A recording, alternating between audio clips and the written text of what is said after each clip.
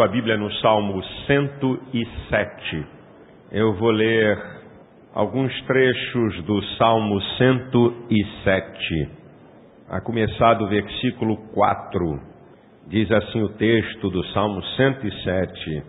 Andaram desgarrados pelo deserto, por caminhos solitários, não acharam cidade que habitassem. Famintos e sedentos, a sua alma neles desfalecia. E clamaram ao Senhor na sua angústia, e Ele os livrou das suas necessidades, e os levou por um caminho direito, para irem à cidade que deviam habitar. Versículo 12. Eis que lhes abateu o coração com trabalho, tropeçaram e não houve quem os ajudasse. Então clamaram ao Senhor na sua angústia, e Ele os livrou das suas necessidades. Tirou-os das trevas e sombra da morte, e quebrou as suas prisões. Eu vou ler o 15. Louvem ao Senhor pela sua bondade e pelas suas maravilhas com os filhos dos homens. Versículo 18. A sua alma aborreceu toda a comida, e chegaram até as portas da morte. Então clamaram ao Senhor na sua angústia, e Ele os livrou das suas necessidades. Enviou a sua palavra e os sarou, e os livrou da sua destruição. Louvem ao Senhor pela sua bondade e pelas suas maravilhas para com os filhos dos homens. Versículo 27. Andam e cambaleiam como ébrios, perdem toda a sua sabedoria. Então clamam ao Senhor na sua tribulação, e Ele os livra das suas angústias. Faz cessar a tormenta, acalmam-se as ondas, então se alegram com a bonança, e Ele assim os leva ao porto desejado. Louvem ao Senhor pela sua bondade e pelas suas maravilhas para com os filhos dos homens.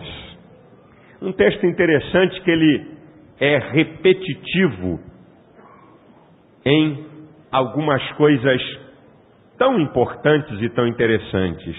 Esse texto você pode destacar necessidades, clamor, respostas e louvor.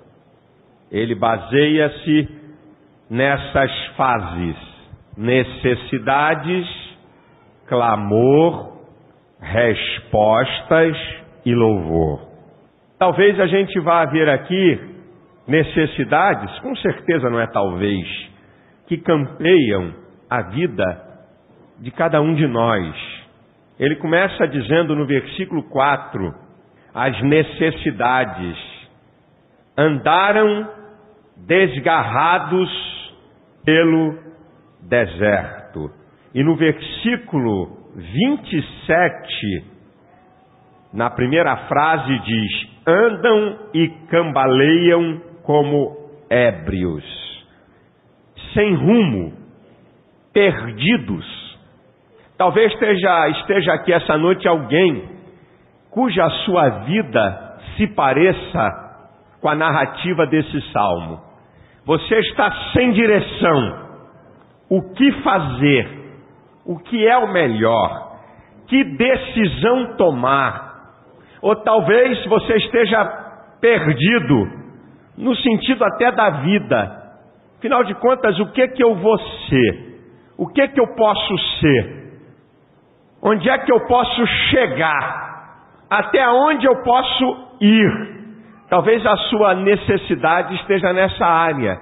Você está sem rumo, você está sem direção nos diversos aspectos da sua vida. Pode ser uma questão pessoal, pode ser uma questão familiar, pode ser uma questão de uma decisão fundamental que vai mexer com toda a história da sua vida e da sua família. Talvez esta seja a sua necessidade nesses dias.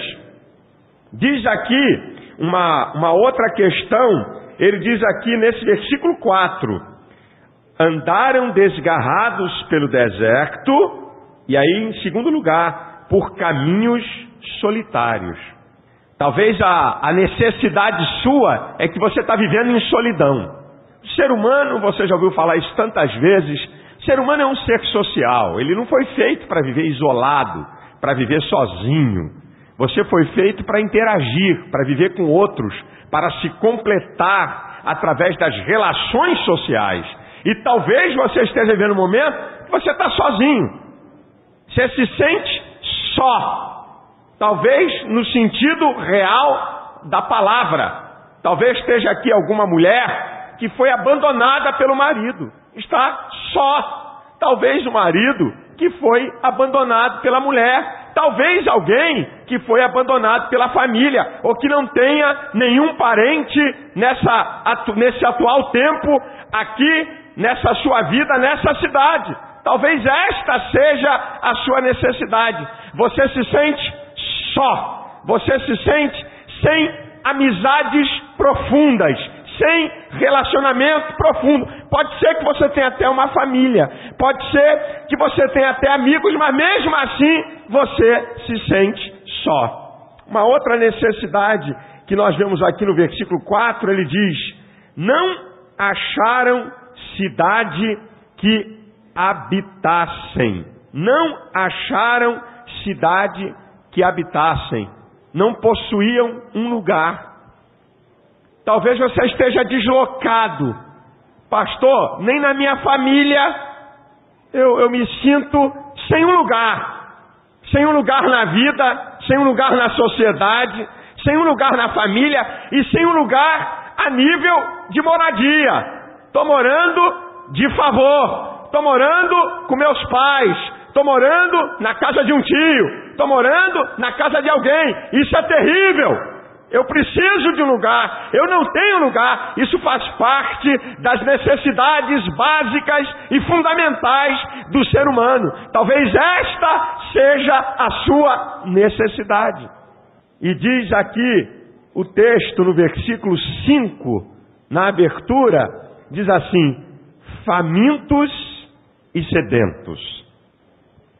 Fome e sede, os instintos mais veementes do ser humano, as necessidades prioritárias do ser humano para a vida. Quais são as suas necessidades? Quais as necessidades mais urgentes? Quais são as suas necessidades mais veementes nesse dia, quando você chega aqui diante de Deus, na casa do Senhor? Talvez a sua necessidade mais veemente seja financeira. Está desempregado ou está ganhando um terço do que ganhava. É uma necessidade veemente e fundamental. Talvez as suas necessidades estejam no campo pessoal. São necessidades emocionais, psicológicas.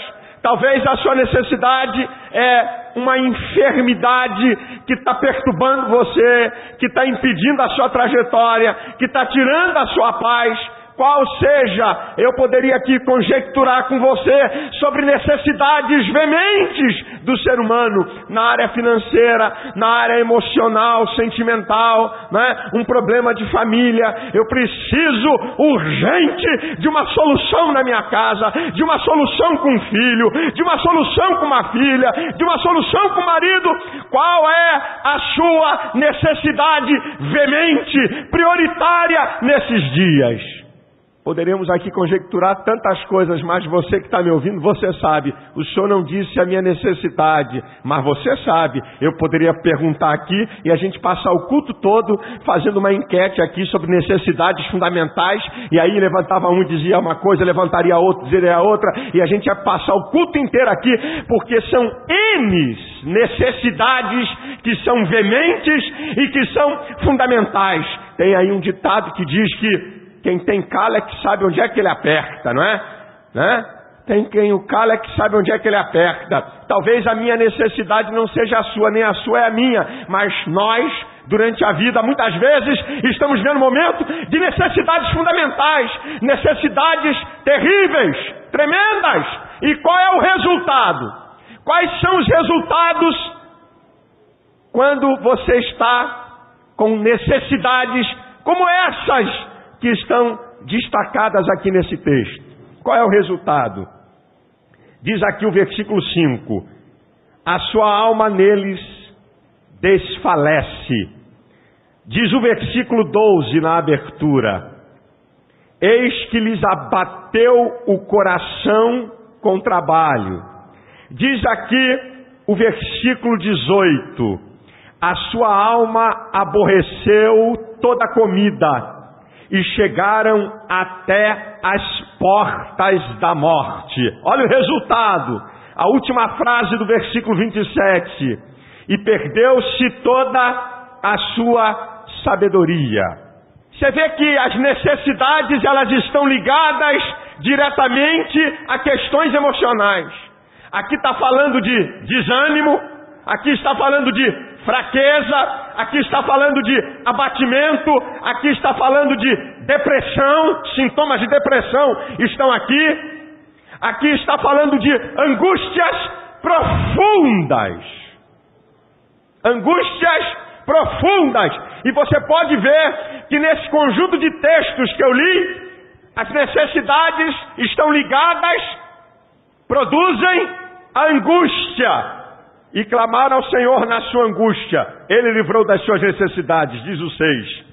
Diz o 13: então clamaram ao Senhor na sua angústia, Ele os livrou das suas necessidades. Diz o 19: então clamaram ao Senhor na sua angústia, e Ele os livrou das suas necessidades. Diz o texto no 28: então clamaram ao Senhor na sua tribulação, e Ele os livrou das suas angústias. O que é angústia?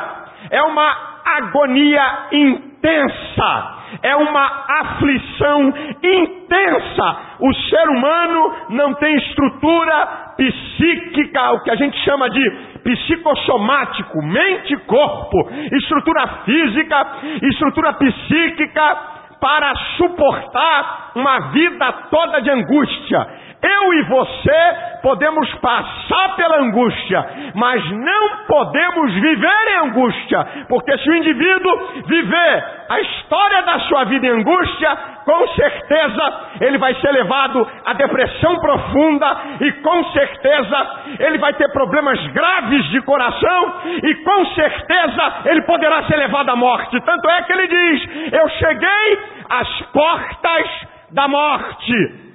O que é que a gente faz quando as necessidades não são supridas? E quando a angústia chega? Porque as necessidades vão nos levar, não há suprimento, não há resposta, então vai nos levar à angústia. O que é que a gente faz? A receita está no Salmo. E eu acabei de ler pelo menos 4 trechos que diz: clamaram. Está no 6. Está no 13, clamaram. Está no 19, clamaram. Está no 28, clamaram. E o que é clamar? É implorar, é rogar, é bradar. Quando você tem necessidades, quando você está diante de problemas, o que é que você tem que fazer?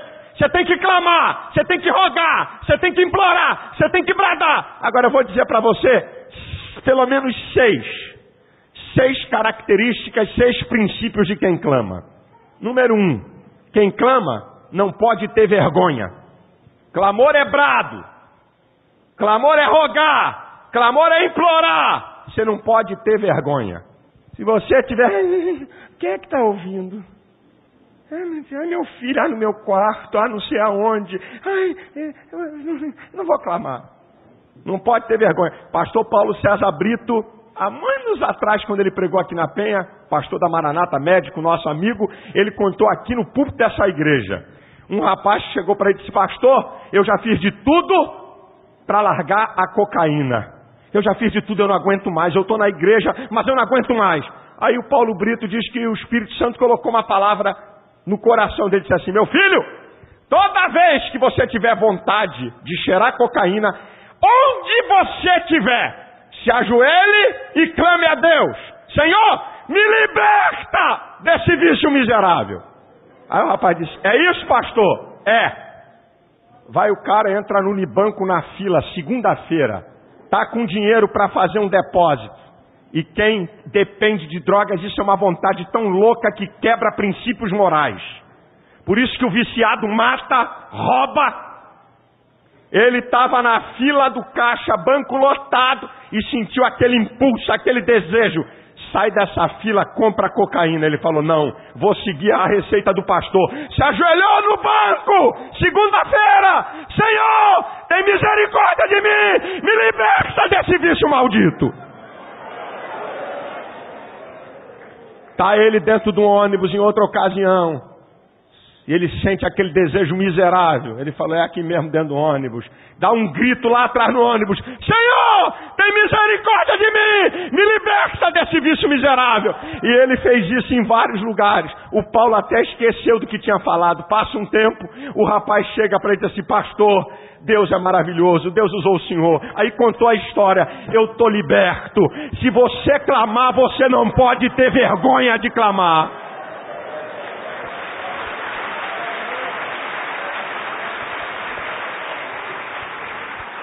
Dois, quem clama não pode se deixar intimidar. Eu estou me lembrando de dois fatos de clamores na Bíblia: a mulher cananeia, Mateus 15 a partir do 21, e o cego de Jericó, Lucas 18 a partir do 35. Parece que eu estou vendo a cena. Vem a mulher atrás, Jesus na frente, discípulos e a mulher: Jesus, tem misericórdia de mim, minha filha está miseravelmente endemoniada. Aí um discípulo olha para trás: menos. A mulher nem deu pelota. Eles ficaram tão irritados e tão perturbados, e Jesus está calado, não dá uma palavra, mas eles tentam intimidar a mulher, com cara feia, com olhar feio, e ele diz assim: Senhor, essa mulher vem berrando atrás da gente, despede essa mulher que a gente não aguenta mais. Aquela mulher não se intimidou. O cego de Jericó está na beira do caminho: Jesus, filho de Davi, tem misericórdia de mim. Aí a multidão: ei, cala a boca, rapaz, está na narrativa, é só você ler, a partir do 35. Quanto mais tentava intimidar, mais ele aumentava o clamor. Está lá no texto. Quanto mais diziam para ele calar a boca, ele clamava mais alto. Não permita que ninguém intimide o teu clamor. Terceiro, quem clama, usando os dois, a mulher cananeia e o cego de Jericó, quem clama tem que ser persistente. A mulher não parou de clamar até que Jesus lhe atendesse. O cego não parou de clamar até que Jesus lhe atendesse. Se você clama, seja persistente. Quarto, quem clama tem que clamar a quem de direito. Porque tem gente que clama para tanta gente errada, mas não clama para quem pode dar a resposta. Clame para quem de direito. Clama para a irmã de oração, clama para o pastor, clama para o diácono, clama para um amigo, clama não sei o quê. Ai, por favor, é por mim. Ai, é por mim. Mas vai para quem de direito. Clama a quem de direito. O cego estava clamando por Jesus.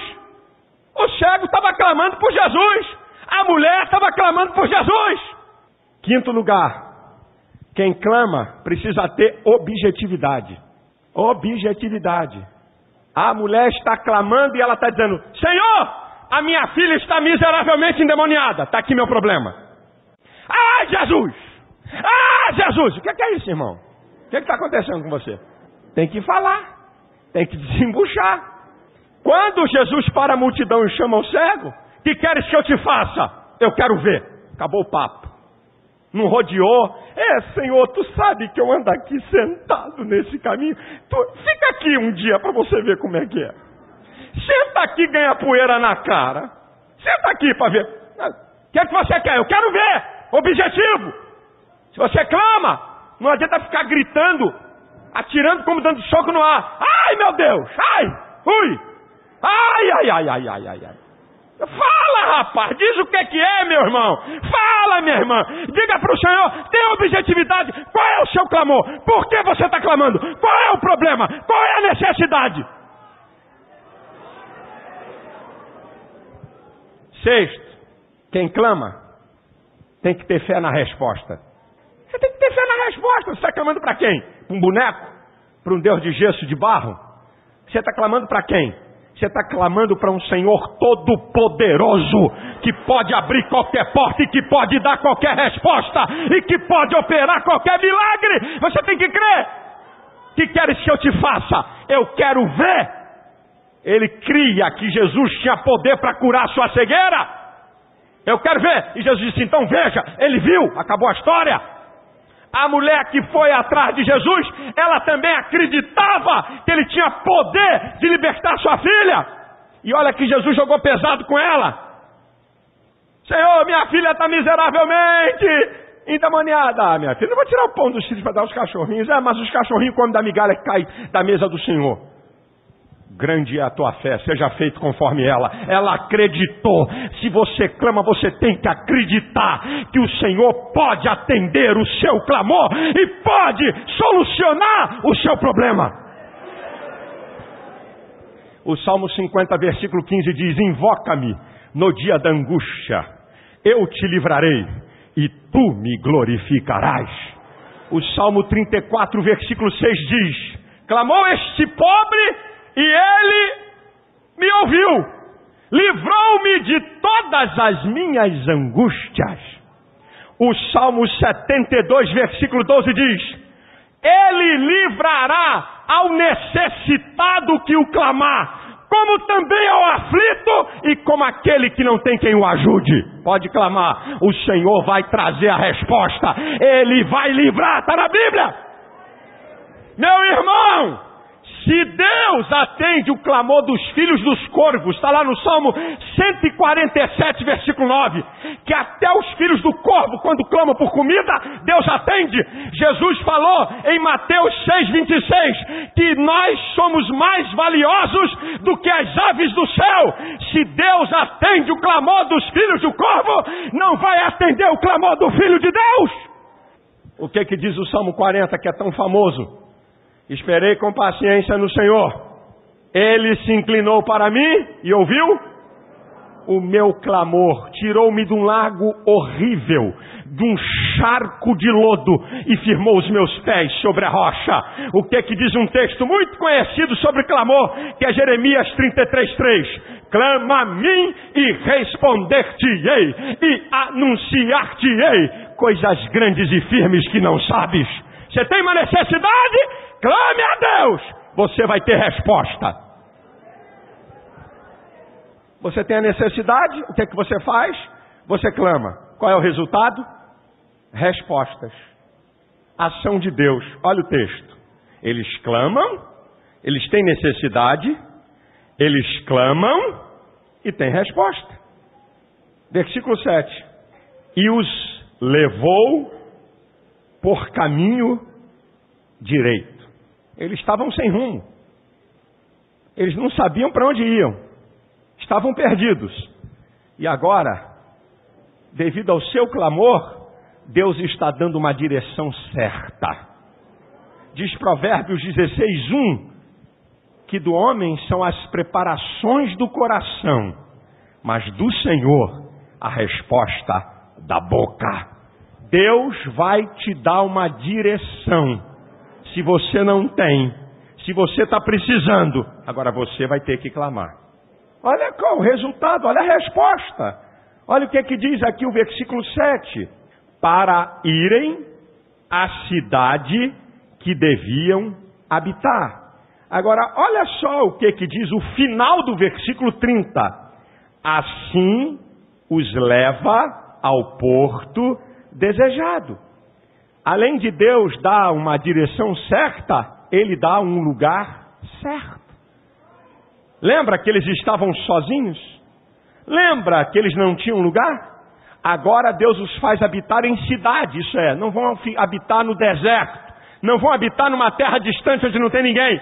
Eles vão habitar onde tem gente, e eles agora vão ter um lugar, uma posição. é resultado. Necessidade, clamor, respostas. Olha que coisa interessante. Versículo 14 diz assim, na abertura dele: tirou-os das trevas e sombra da morte. Se você vê nesses 4 textos repetitivos, do 6, do 13, do 28, do 19, diz que ele os livrou. E aqui nesse versículo diz: tirou-os das trevas e sombra da morte. Livramento total. Livramento total. O Senhor tem poder para dar livramento total a você. Ele livra você de qualquer mal, de qualquer situação adversa, das coisas mais tremendas e terríveis. Como é que é o Salmo 91? Que é quase um texto áureo de muito crente. Como é que ele diz aí? Aquele no esconderijo do Altíssimo, a sombra do Senhor onipotente descansará. Direi do Senhor, Ele é o meu Deus, o meu refúgio, a minha fortaleza, e nele confiarei. Ele te livrará do laço do passarinheiro e da peste perniciosa. Ele te cobrirá com as suas penas e debaixo das suas asas estarás seguro, porque a sua verdade é escudo e broquel. Não temerás a espanto noturno, nem seta que voe de dia, nem peste que ande na escuridão, nem mortandade que assole ao meio-dia. 1000 cairão ao teu lado e 10.000 à tua direita, mas tu não serás atingido. Somente com os olhos verás a recompensa dos ímpios, porque tu, Senhor, é o meu refúgio, o Altíssimo é a tua habitação, nenhum mal te sucederá, nem praga alguma chegará à sua tenda. Até o versículo 10, que é onde interessa sobre essa questão. Você já viu quanto livramento? Se você clamar, você vai ter livramento. Tem alguém te perseguindo? Tem alguém querendo destruir sua vida? Você está correndo algum risco? Clame ao Senhor. Ele dá livramento total. Diz o texto. Olha, aqui é Deus respondendo, é Deus agindo. Na continuação do versículo 4. Quebrou as suas prisões. Fala de libertação. O Senhor pode libertar seu filho, pode libertar sua filha, pode libertar seu marido, pode libertar você de qualquer coisa que está prendendo com cadeias do inferno, de qualquer pecado, de qualquer vício maldito, de qualquer coisa terrível. O nosso Deus tem poder. Pode clamar porque Ele tem poder para libertar a pessoa de qualquer coisa. E em último lugar, diz aqui o texto, versículo 29, é Deus agindo, Deus respondendo. Ele dá direção, Ele dá um lugar certo, Ele dá livramento total, Ele liberta, e aqui diz no versículo 29, faz cessar a tormenta e acalmam-se as ondas. Solução total do problema. Deus tem poder para trazer solução total para o seu problema. Ele pode. Em Gênesis 18:14 diz assim, haveria alguma coisa difícil para o Senhor? Em Lucas 1:37 diz, porque para Deus nada é impossível. Deus pode resolver o seu problema. Não importa a grandeza, não importa o poder do problema, não importa a sua pequenez ou a sua fraqueza diante do problema. O nosso Deus tem poder de resolver definitivamente o problema que te cerca. Ele faz cessar a tormenta e acalmam-se as ondas. Ele acaba com a tempestade, ele termina com o problema. Ou quem sabe essa é uma noite de você clamar nas suas necessidades e de você sair daqui com uma resposta final para o problema que te cerca. Eu só queria destacar 3 coisas para que eu possa encerrar aqui essa noite, desse texto. A primeira delas, que você pode estar dizendo assim: pastor, como é que Deus vai fazer? Quanto tempo isso vai durar? A coisa está tão feia, é tanto rolo, é tanta confusão, é tanto problema. Versículo 20. Enviou a sua palavra e os sarou e os livrou da sua destruição. Meu amado, basta Deus enviar a sua palavra. A palavra do nosso Deus tem poder. Hebreus 1:3 diz que Ele sustenta todas as coisas pela palavra do seu poder. O Salmo 33, versículo 9 diz que Ele falou e tudo se fez. Mandou e logo tudo apareceu. Ele tem poder. Se Deus desejar trazer uma resposta e uma solução para o seu problema agora, enquanto você está aqui nesse culto, basta que Ele libere uma palavra. Uma palavra. Se Ele liberar uma palavra, não há poder de diabo, não há poder de problema. Uma palavra.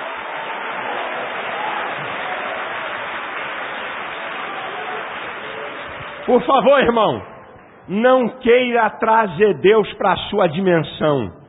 O nosso problema é que a gente quer dimensionar Deus na nossa dimensão. Poxa, para mim resolver esse problema eu vou ter que levar 3 anos. Para poder resolver esse problema eu ia 10 anos. Poxa, eu já tentei vir aqui, não tem saída. Para Deus não. Deus liberou uma palavra, está escrito no texto: os sarou e os livrou da sua destruição. Isso é, do seu problema, daquilo que ia arruinar, daquilo que ia fazê-los fracassar. Deus enviou a sua palavra. Eu quero dizer que o nosso Senhor é o mesmo ontem, hoje e o será eternamente. A sua palavra continua poderosa. A sua vontade continua absoluta. Basta uma palavra. Em terceiro lugar, está de maneira repetida por 4 vezes no texto. Diz aqui, versículo 8. Eu falei primeiro? Então, em segundo lugar. Peraí, esse vai ficar para o terceiro. Em segundo lugar, antes de eu mostrar essas 4 coisas, diz aqui uma coisa que eu acho muito interessante e que eu acho que ela é profética para você. Diz assim, versículo 30.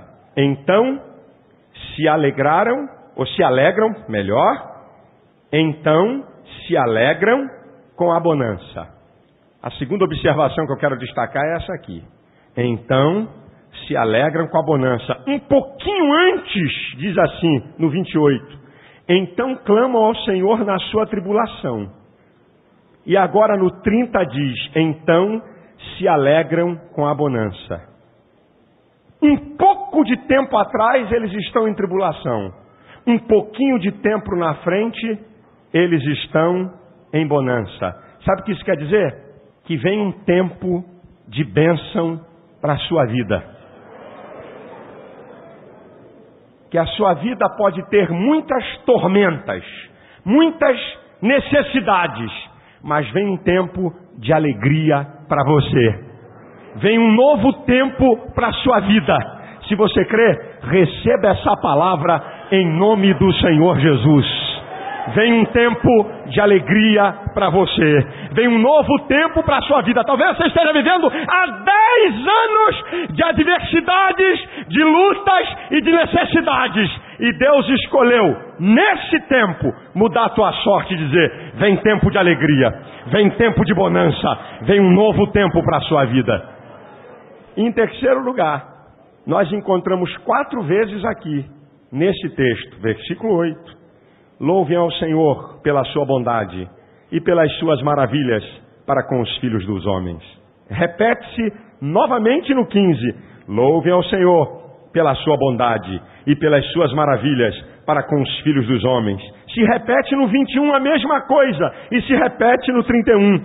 Louvem ao Senhor pela sua bondade e pelas suas maravilhas para com os filhos dos homens. Louve ao Senhor pela sua bondade e pelas suas maravilhas. Você está aqui, você está vivo, apesar da luta, apesar da tribulação, apesar da adversidade, você está aqui na casa de Deus, você foi comprado por bom preço, você tem a salvação, apesar da luta, apesar da tribulação, mesmo que você chegou aqui e ainda não entregou a sua vida a Deus, olha que oportunidade, você chegou aqui, sabe por quê? Porque o Senhor é bom. Porque o Senhor é bom. Sabe por que Deus supre as nossas necessidades? Sabe por que Deus transforma a tempestade em bonança? Sabe por que Deus traz respostas ao nosso clamor? Porque o Senhor é bom. E Ele, por causa das suas maravilhas e da sua bondade, nós devemos louvar o seu nome. Você já louvou a Deus hoje?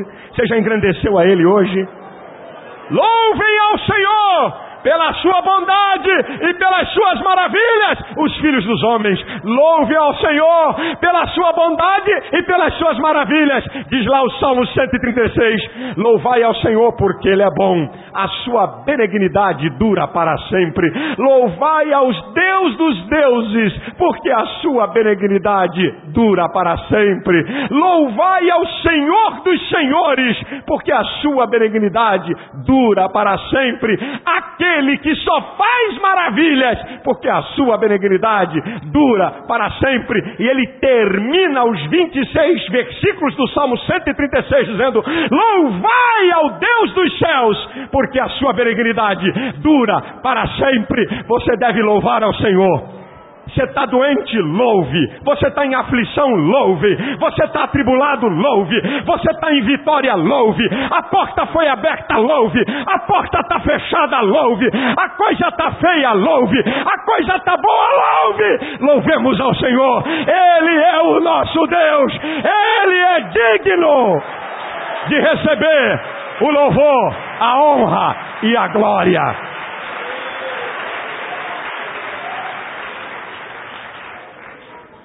Aleluia, glória a Deus por esse dia, glória a Deus que nós estamos aqui nesse lugar, glória a Deus que apesar de todas as lutas, o nosso Deus ainda continua no controle de todas as coisas, glória a Deus, porque mesmo que eu não entendo, o meu Deus entende e sabe de tudo, e no tempo de Deus a vitória vai chegar, a porta vai ser aberta, a necessidade vai ser suprida. Louvem ao Senhor.